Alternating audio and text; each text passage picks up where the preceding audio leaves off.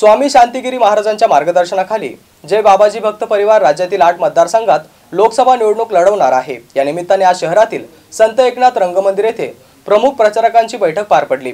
राज्यातील नाशिक, दिंडोरी, जळगाव, धुळे, छत्रपती संभाजीनगर, जालना, अहमदनगर आणि शिर्डी या मतदारसंघात लोकसभा निवडणूक लढवणार आहे। या संदर्भात आज पत्रकार परिषदेत अधिक माहिती देण्यात आली आहे।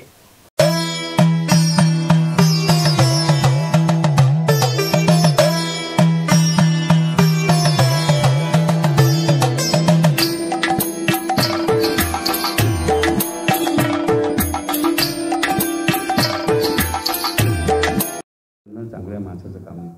मग बाबांचा मुद्दा आहे सर्वांना। जर तुम्ही मंडळी लोक म्हणतात राजकारण करून जर चांगल्या माणसाचं काम आहे, मग बाबांचा प्रतिप्रश्न आहे त्यांना, मग कोणाचं काम आहे हा प्रश्न बागा महत्त्वाचा आहे।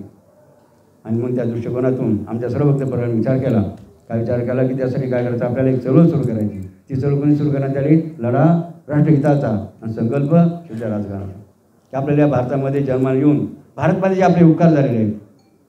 अनेक उपकार या भारत मातेचे आपल्यावर आहेत, जसं शिक्षण असेल, आरोग्य असेल किंवा रस्ते असेल, की हे कोणी केलं, देशाने केले। असे अनेक उपकार आपल्या घरामध्ये नळ बघा आलं, नळ कनेक्शन आलं, गावामध्ये आपल्याला आरोग्य केंद्र बनवण्यात आली। असे अनेक प्रकारचे उपकार या भारत मातेचे आपल्यावर आहेत। मग बाबांचा प्रतिप्रश्न असा आहे, एवढे उपकार जर भारत मातेने आपल्यावर केलेले आहेत, मग मी देशासाठी काय केलं हा प्रश्न महत्त्वाचा आहे की।